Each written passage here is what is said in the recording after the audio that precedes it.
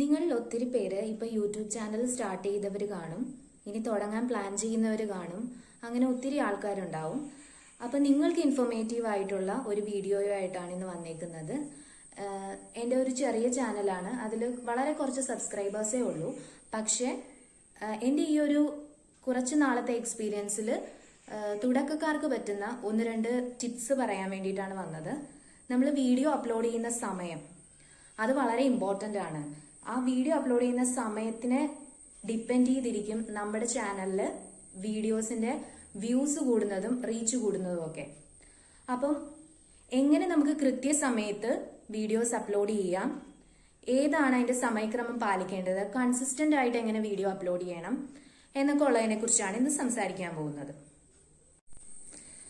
നമ്മൾ videos upload ചെയ്യുന്ന സമയത്ത് നമ്മുടെ യൂസേഴ്സ് ഏറ്റവും കൂടുതൽ ആക്റ്റീവ് ആയിട്ടിരിക്കുന്ന സമയം, ഓഡിയൻസ് ആക്റ്റീവ് ആയിട്ടിരിക്കുന്ന സമയം നോക്കിയിട്ട് വേണം നമ്മൾ വീഡിയോസ് അപ്ലോഡ് ചെയ്യാനായിട്ട്.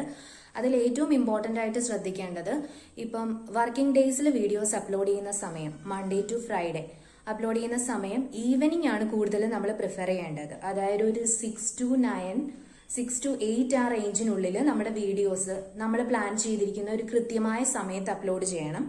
അതുപോലെ തന്നെ സാറ്റർഡേ സൺഡേ വീക്കെൻഡ്സ് ഒക്കെ വരുന്ന സമയത്ത് നമ്മൾ ഒരു 11 to 12, ഇപ്പോൾ എൻ്റെ ഒരു കുക്കിംഗ് ചാനൽ ആയതുകൊണ്ട് cooking channel related shorts videos ഒക്കെ ഒരു 11 മണിക്ക് നമ്മൾ ഇടുവാണെന്നുണ്ടെങ്കിൽ അത്യാവശ്യം നല്ല രീതിക്ക് വീഡിയോ കയറും, നമ്മൾ എക്സ്പെക്ട് ചെയ്യാത്ത രീതിയിൽ കയറും.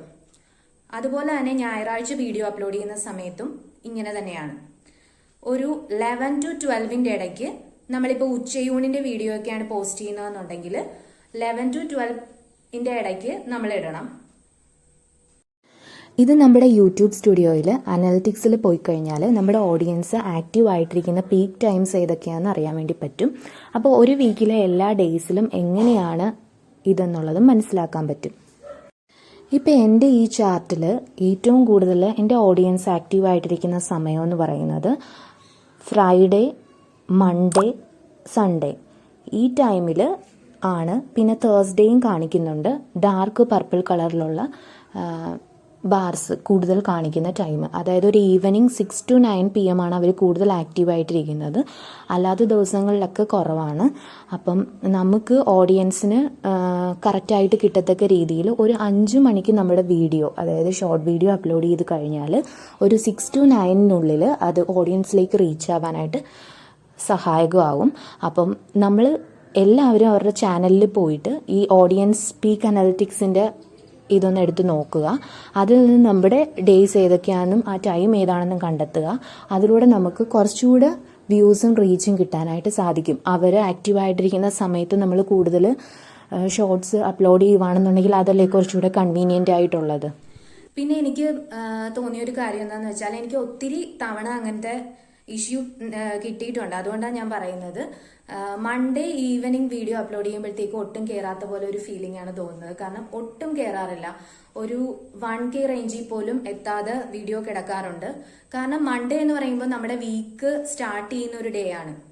നമ്മുടെ യൂസേഴ്സ് അല്ലെങ്കിൽ ഓഡിയൻസ് എന്ന് പറയുന്നവർ ആക്റ്റീവ് ആയിരിക്കണമെന്നില്ല. അപ്പൊ അവർ ആക്റ്റീവായി വരുന്നത് ഒരു വെനസ്ഡേ ആ സമയത്തായിരിക്കും അവർ ആക്റ്റീവ് ആകുന്നത്, അല്ലെങ്കിൽ ഒരു ട്യൂസ്ഡേ വൈകുന്നേരം ആ ഒരു സമയത്ത്. മൺഡേ ഈവനിങ്ങിൽ വീഡിയോസ് കയറാറേ ഇല്ല. ഇത് എൻ്റെ ഒരു എക്സ്പീരിയൻസ് ആണ്, മറ്റുള്ളവർക്ക് എങ്ങനെയാണെന്നുള്ളത് അറിയത്തില്ല. പക്ഷേ നിങ്ങൾക്ക് ഇതെന്തെങ്കിലും ഉപകാരപ്രദം ആവുകയാണെന്നുണ്ടെങ്കിൽ അതനുസരിച്ച് നിങ്ങളുടെ വീഡിയോസ് അപ്ലോഡ് ചെയ്യുന്ന ടൈം ഒന്ന് അഡ്ജസ്റ്റ് ചെയ്ത് കഴിഞ്ഞാൽ നല്ലതായിരിക്കും. പിന്നെ നമ്മൾ ഷോർട്ട് വീഡിയോസ് ഒക്കെ അപ്ലോഡ് ചെയ്യുമ്പോഴത്തേക്കും നമ്മൾ സെലക്ട് ചെയ്യുന്ന സോങ് അത് വളരെ ഇമ്പോർട്ടൻ്റ് ആണ്. അതായത് നമ്മൾ ചെയ്യുന്ന വീഡിയോയുടെ കണ്ടന്റുമായിട്ട് മാച്ച് ചെയ്യുന്ന ഒരു സോങ് ആയിരിക്കണം എപ്പോഴും നമ്മൾ സെലക്ട് ചെയ്യേണ്ടത്. ട്രെൻഡിങ് സോങ്സ് എടുക്കണമെങ്കിൽ അങ്ങനെ എടുക്കാം. ട്രെൻഡിങ് അല്ലാത്ത സോങ്സ് എടുത്തു കഴിഞ്ഞാലും നമ്മുടെ കണ്ടന്റുമായിട്ട് മാച്ച് ചെയ്യുവാണെന്നുണ്ടെങ്കിൽ അത് അത്യാവശ്യം നല്ല രീതിക്ക് കയറും. ഇപ്പൊ ഇൻ കേസ് നമ്മുടെ വീഡിയോ ഇടയ്ക്ക് വെച്ച് ഫ്രീസായി പോയി കഴിഞ്ഞാലും യൂട്യൂബ് തന്നെ നമ്മുടെ വീഡിയോസ് പ്രൊമോട്ട് ചെയ്ത് കയറ്റിവിടും.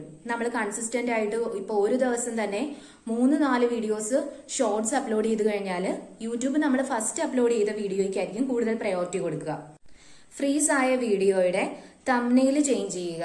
അതുപോലെ തന്നെ ക്യാപ്ഷൻ നമ്മൾ കൊടുത്തത് എന്താണോ അത് കുറച്ചുകൂടെ ആപ്റ്റ് ആയിട്ടുള്ള ഒരു ക്യാപ്ഷൻ കൊടുക്കുക. നമ്മൾ തംബ്നെയിൽ ചേഞ്ച് ചെയ്യുമ്പോൾ തന്നെ വീഡിയോസ് കൂടുതൽ ഓഡിയൻസിലേക്ക് എത്തുന്നത് നമുക്ക് കാണാൻ സാധിക്കും. പിന്നെ അതുപോലെ തന്നെ നമ്മൾ തന്നെ നമ്മുടെ വീഡിയോസ് മറ്റുള്ളവർക്ക് ഷെയർ ചെയ്ത് കൊടുക്കുക. എക്സ്റ്റേണൽ ആയിട്ടുള്ള ആപ്ലിക്കേഷൻസിലോട്ട്, വാട്സപ്പ്, ഇൻസ്റ്റഗ്രാം അങ്ങനെയുള്ള പ്ലാറ്റ്ഫോംസിലോട്ട് അയക്കാം. പിന്നെ അല്ലാതെ ഇൻഡിവിജ്വലി നമുക്ക് ഷെയർ ചെയ്യാം. വേറെ ആൾക്കാരെ കൊണ്ട്, നമ്മുടെ ക്ലോസ് റിലേറ്റീവ്സിനെ കൊണ്ടൊക്കെ ഷെയർ ചെയ്യിപ്പിക്കാം.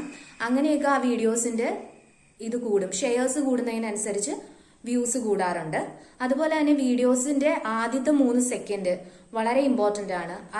അതിന്റെ ആ ഒരു പീക്ക് എങ്ങനെ ഇരിക്കും, അതനുസരിച്ചിരിക്കും നമ്മുടെ വീഡിയോസിന് കിട്ടുന്ന വ്യൂസ് എന്ന് പറയുന്നത്.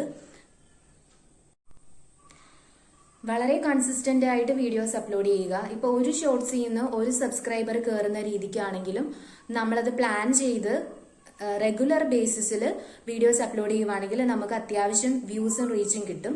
നമ്മൾ ഉദ്ദേശിക്കുന്ന ടൈമിനുള്ളിൽ തന്നെ നമുക്ക് സബ്സ്ക്രൈബേഴ്സിന്റെ ടാർഗറ്റ് മീറ്റ് ചെയ്യാനും സാധിക്കും. ഇതെന്റെ ഒരു ചെറിയ എക്സ്പീരിയൻസ് ഷെയർ ചെയ്ത ഇൻഫർമേഷൻ ആണ്. ഇത് ആർക്കെങ്കിലും ഇൻഫോർമേറ്റീവ് ആയിട്ട് തോന്നിയിട്ടുണ്ടെങ്കിൽ ഈ വീഡിയോ ലൈക്ക് ചെയ്യണം, ഷെയർ ചെയ്യണം, സബ്സ്ക്രൈബ് ചെയ്യണം. Thank you.